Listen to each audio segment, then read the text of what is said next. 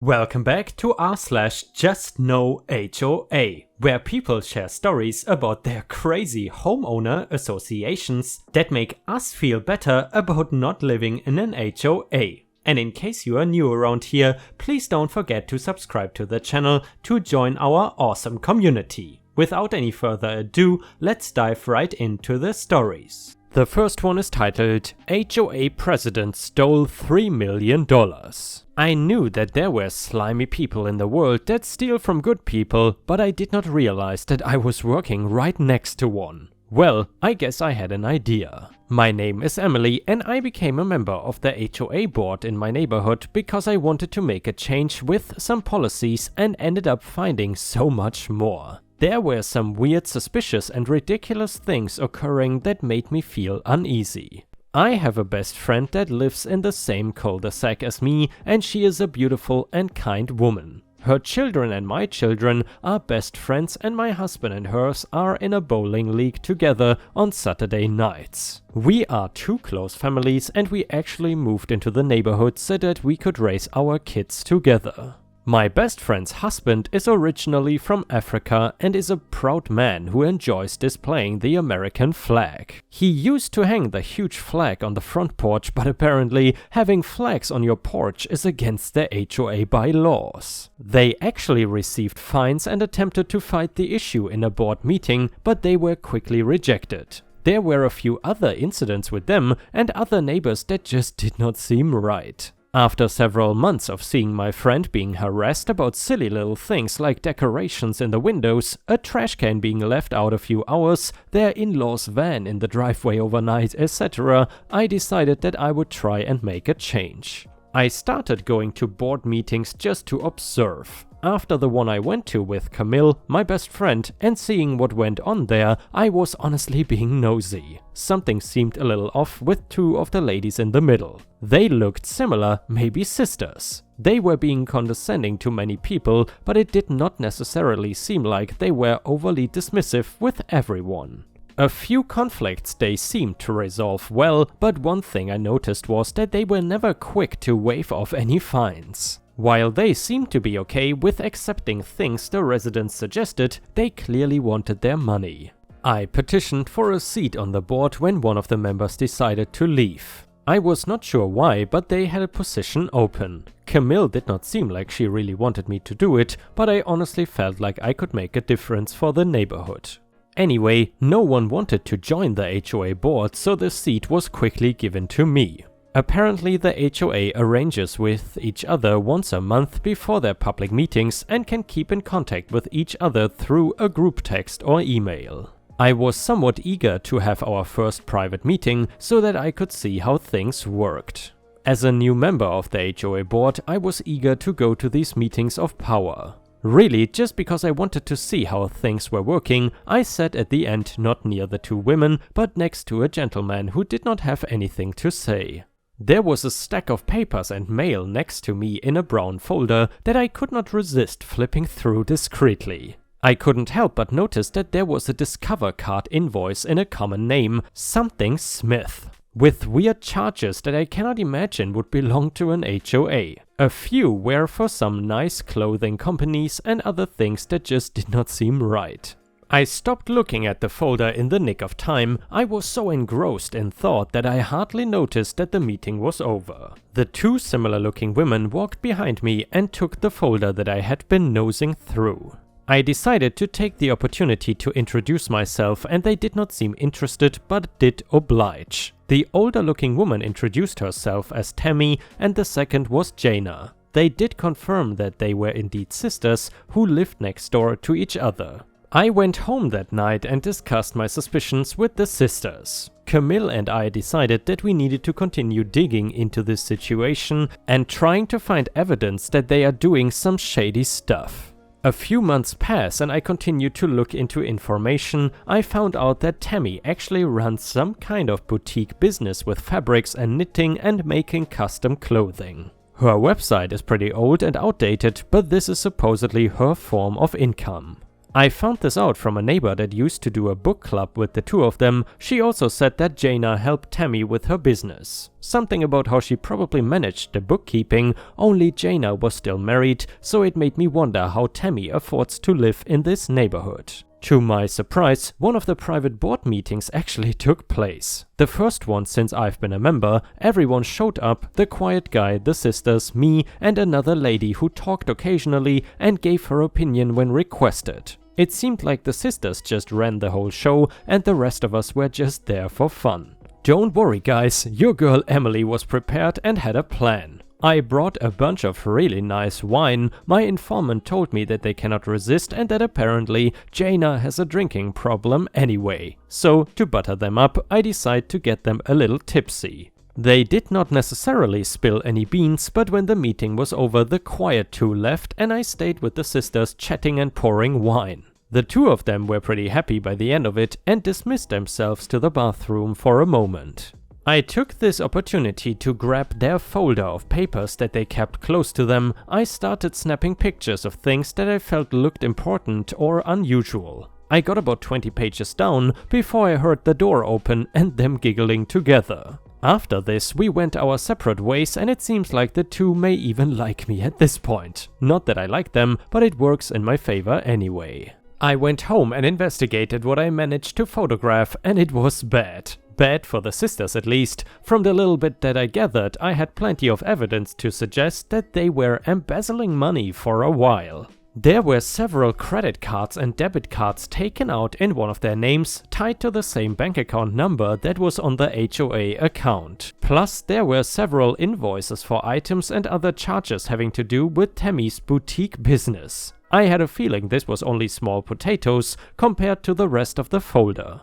After looking at the dates, it appears that the two of them could have taken close to $240,000 just in the last 3 months. Camille and I could not believe it. We almost were unsure of what to do, so we decided to call her brother, who is a police officer. He advised that we call a lawyer and they would lead us in the right direction. We did exactly that and the lawyer started the process of looking onto things. Somehow residents caught wind of something suspicious. Maybe my informant was gossiping, but it didn't seem to hurt the situation. As a matter of fact, it helped. We received many donations to help us pay for the lawyer. After the lawyer had enough to go on, that is when he started contacting the correct authorities. Before we knew it, the two of them had warrants out for their arrest for embezzling money. Everything after that seemed so crazy. We started learning after the police began investigating that they had been stealing from the HOA for almost 7 years. Tammy would write checks to Jaina to purchase inventory for her business, where Jaina would then cash the check and they would spend the money. Not to mention the numerous debit or credit cards that they used as well. I was told that they would purchase dresses and items from Tammy's store under this false name and credit card. The trial took a few months, but both of the sisters would see prison time at the end of it, somewhere between 5 and 7 years. I'm unsure if Jaina's husband was in any trouble or if he knew about it at all. I don't see how he would not have known. The final number ended up being around $3 million in money stolen. After the sisters were gone from the board, I took over as the HOA president and brought Camille on as well. Together we have managed to make the HOA a better place where you can feel comfortable and at home in a nice neighborhood with kind neighbors around you, plus we are not stealing from them. And ripe stars, if you enjoy the stories about just insane HOAs, then please don't forget to like the video, because it would be absolutely amazing if we could once again reach 1000 likes on the video. Thank you so much for your support, it really means the world to me and it helps the channel tremendously. Thank you so much. The next one is titled Got My Manager Fired. Years ago, shortly after I graduated high school, I got a new job to support myself during college. The new gig was in a pet store and I was working in the department that sold the fish, aquariums, reptiles and birds, etc. The store manager was an awesome guy who I will call Kurt. Kurt was an old school guy. He went to work, worked hard and went home. That's all he expected out of you as well. My immediate manager over my department was this large snaggletooth witch of a woman. I will call her Stephanie. We got off to a bad start because she quickly found out that I knew more about reptiles than her. She preferred fish, whereas I had kept snakes for the past 4 to 5 years. Her ego could not handle a fresh employee not needing her guidance. From then on, she was terrible to me. She singled me out to clean the goldfish tanks and had the other employees cover sales every day I worked. She would say rude things to me, such as, "You're the weak link in my team. You're the reason I'm having problems in this department." Fast forward about a year, my hours had been cut by about 25%. I asked the store manager what the deal was, and he told me that our department had lost too much money between lack of sales and broken merchandise, etc. This puzzled me, but I did not think much of it because everybody's hours were cut. Simultaneously, myself and a few co-workers had noticed something strange. Stephanie had recently taken much more interest in the customers. She insisted on helping certain customers and sending us to do busy work while they were there. A customer came in one evening and was talking to us about how nice Stephanie is. Turns out Stephanie was breeding mice and selling them to customers outside of the store, and we found out she was breeding all of her animals, her dogs, turtles and mice, and selling them to customers she met through our store. Not only was this taking business from us away, our store had a couple corporate policies, like we did not feed nor sell mice as live food for snakes, and we donated a lot of time and money to shelters, and we condemned breeding dogs and cats for sale. Stephanie was making money by selling animals to the customers, all the while her department had hours cut for all of its employees. It did not make sense how this was costing us so much money until one evening I thought I had figured it out. Stephanie was an otherwise lazy woman, but when one of her customers came in, she was by their side the whole time. I watched closely as she followed a customer around, helping them pick out a cart full of expensive aquarium decorations and terrarium supplies like lights and bulbs. I followed and wrote down every item she grabbed. I wanted to see where this went. She directed the customer to a register and went to check them out. She is lazy and would never do this for any other customers. I noted the time and went back to work. I later spoke to other cashiers about Stephanie checking customers out, and they said that she only ever rang up certain customers and she acted weird when they did. They suspected she was abusing coupons for them or applying hefty discounts. I got my co-workers to corroborate a story about the under-the-table animal sales and suspicious behavior, and I went to talk to Kurt.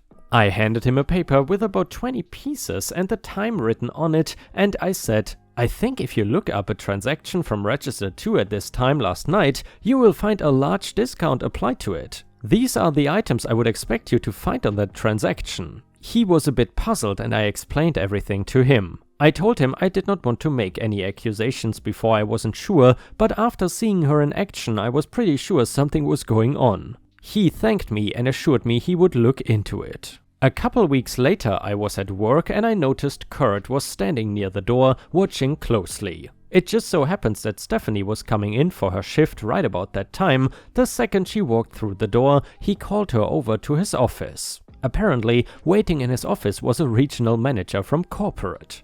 He looked at the list I gave him and looked up transactions from the night before. He found one at the exact time I wrote, but it only had about half of the items I listed. However, every item that was on the receipt was on the list I gave him as well. This prompted him to watch her for a few weeks, and in that time frame, they found her to be taking her customers around shopping. Personally taking them to the register and scanning every other item and putting the expensive stuff into the cart without ringing it up. In that time span, she had given away over $1,500 in merchandise, and also he looked back at the logs we keep for broken merchandise that is written off, and he found an excessive amount of aquarium supplies and decorations that were signed off by her. It was something like 1000% more written off broken merchandise than was found at the same time last quarter. All in all, she was charged with stealing and defrauding the store in over $3,500 worth of merchandise, and it just so happened that Kurt had already arranged for police to meet them after firing her to escort her out.